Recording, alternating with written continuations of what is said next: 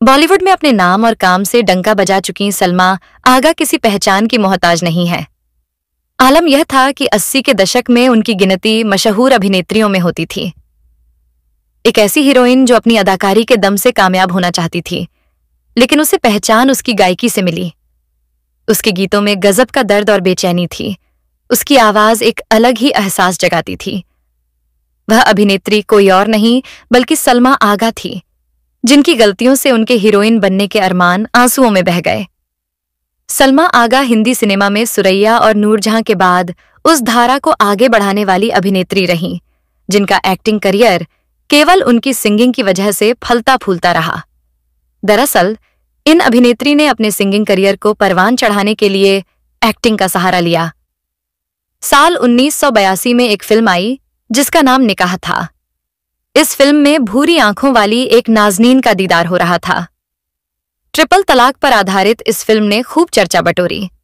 साथ ही सलमा आगा का हुस्न, हुनर और सुरीली आवाज लोगों के हज़न में बस गई।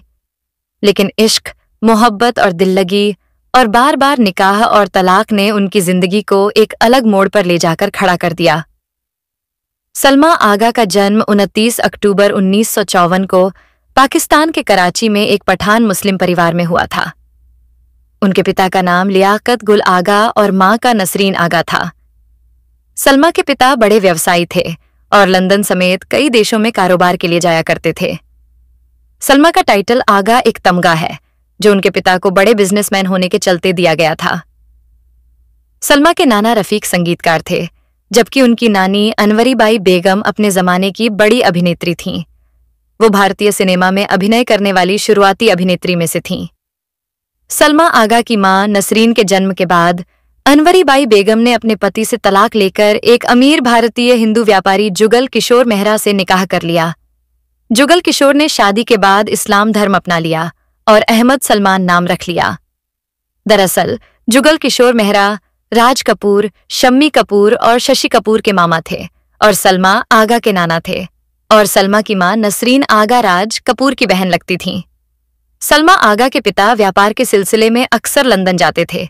बाद में उन्होंने अपने परिवार को भी वहीं शिफ्ट कर दिया। इनकी पढ़ाई लिखाई वहीं पर हुई।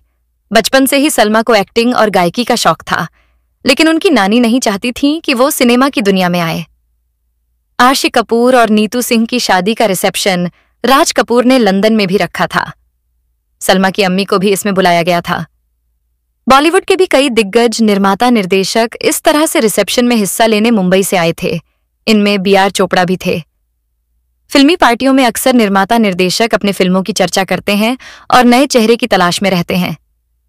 बातों ही बातों में राज कपूर ने कहा कि वो अपनी आगामी फिल्म हिना के लिए एक पाकिस्तान एक्ट्रेस की तलाश में है। वहीं BR चोपड़ा ने भी राज से कहा कि वो भी अपनी एक फिल्म तलाक तलाक तलाक के लिए एक नई मुस्लिम लड़की को ढूंढ रहे हैं, क्योंकि मुस्लिम बैकग्राउंड की कहानी होने की वजह से उन्हें लगता था कि मुस्लिम एक्ट्रेस ही इस रोल के साथ बेहतर इंसाफ कर सकेगी। इस बात की जानकारी जब सलमा तक पहुंची तो वह इन फिल्मों में काम पाने के लिए मुंबई आ गईं, जहां वह अपने रिश्तेदार राज कपूर से मिली। राज कपूर उन्हें फिल्म हिना में लॉन्च करने के लिए राजी हो गए, लेकिन उनकी नानी ने राज कपूर से यहां तक कह दिया कि कोई भी फिल्म निर्माता सलमा को ब्रेक ना दे। इसके बाद सलमा की राह मुश्किल हो गई। उन्हें फिल्म जगत में काम पाने के लिए काफी संघर्ष करना पड़ा। उन दिनों सलमा मुंबई में स्ट्रगल कर रही थीं। एक्टिंग और गाने दोनों के लिए फिल्मी जगत के लोगों से मिल रही थीं। इसी सिलसिले में वह एक दिन नौशाद के घर गई थीं। यही वो जगह थी जहां उन्हें BR चोपड़ा मिले, जो उस समय फिल्म तलाक तलाक तलाक कर रहे थे। सलमा के कुछ गाने सुनने के बाद तो चोपड़ा साहब भी उनके दीवाने हो गए और उन्होंने उसी वक्त सलमा को यह फिल्म ऑफर कर दी। हालांकि काफी विवाद खड़ा होने के बाद फिल्म का नाम चेंज करके निकाह रख दिया गया था। सलमा आगा, जिनका जन्म एक मुस्लिम परिवार में हुआ था और जो ब्रिटिश नागरिक थीं, अपनी अद्वितीय खूबसूरती और प्रतिभा के लिए जानी जाती हैं। साल 2016 में उन्होंने भारतीय नागरिकता हासिल की, जिससे उनका जुड़ाव भारत से और भी गहरा हो गया। सलमा आगा का फिल्मी करियर एक खूबसूरत कहानी की तरह शुरू हुआ। उनकी बिलौरी आंखें और दूध सी सफेद रंगत ने उन्हें दर्शकों के बीच अलग पहचान दिलाई, लेकिन उनकी असली पहचान उनके गाने दिल के अरमान आंसुओं में बह गए से बनी, जो उन्होंने 1982 में फिल्म निकाह के लिए गाया था। ये गाना न केवल सलमा के लिए बल्कि उस समय के संगीत प्रेमियों के लिए भी यादगार बन गया। इस गाने की सफलता ने उन्हें रातों रात एक स्टार बना दिया। उनकी आवाज में एक जादू था जिसने उन्हें सिर्फ एक्ट्रेस ही नहीं बल्कि एक सफल सिंगर के रूप में भी स्थापित किया। डायरेक्टर्स उनके टैलेंट को देखकर इतने प्रभावित हुए कि अपनी फिल्मों में उन्हें कास्ट करने के लिए बेताब रहते थे। सलमा आगा की खूबसूरती और आवाज ने उन्हें बॉलीवुड में एक खास मुकाम दिलाया। सलमा आगा की जिंदगी जितनी खूबसूरत पर्दे पर दिखती है, उतनी ही उतार चढ़ाव भरी उनकी निजी जिंदगी भी रही है। प्यार और रिश्तों की उनकी कहानी में कई मोड़ आए, लेकिन उन्हें सच्चे प्यार का सुख कभी नहीं मिला। सलमा का पहला इश्क फिल्म निकाह के दौरान न्यूयॉर्क के बिजनेसमैन महमूद सिप्रा से हुआ। दोनों का रिश्ता करीब 2 साल तक चला, लेकिन किन्हीं कारणों से यह रिश्ता टूट गया। इसके बाद उनकी जिंदगी में मशहूर पाकिस्तानी डायरेक्टर जावेद शेख आए। दोनों ने शादी कर ली, लेकिन यह रिश्ता ज्यादा समय तक नहीं चल सका। साल 2010 में उनका तलाक हो गया और सलमा फिर से अकेली हो गईं। जावेद शेख से अलग होने के बाद सलमा की जिंदगी में रहमत खान की एंट्री हुई। उन्होंने उनसे भी शादी की, लेकिन यह रिश्ता भी ज्यादा समय तक नहीं टिक सका और अंततः उनका तलाक हो गया।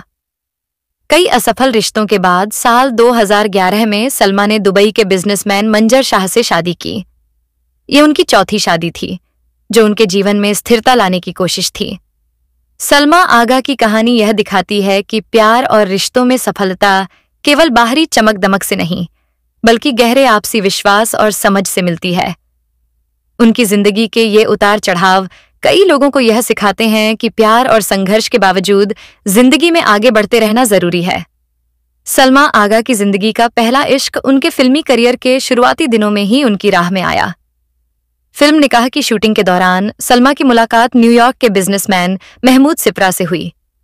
महमूद की स्मार्ट पर्सनैलिटी और चार्म ने सलमा का दिल जीत लिया। उन दोनों का रिश्ता करीब 2 साल तक चला। इस दौरान सलमा और महमूद ने एक दूसरे के साथ कई खूबसूरत पल बिताए। सलमा को ऐसा लगा कि यह रिश्ता उनके जीवन का सबसे अहम हिस्सा बन जाएगा, लेकिन वक्त के साथ उनके रिश्ते में दूरियां बढ़ने लगीं। मीडिया रिपोर्ट्स के अनुसार दोनों के बीच व्यक्तिगत और पेशेवर वजहों से मतभेद पैदा हो गए।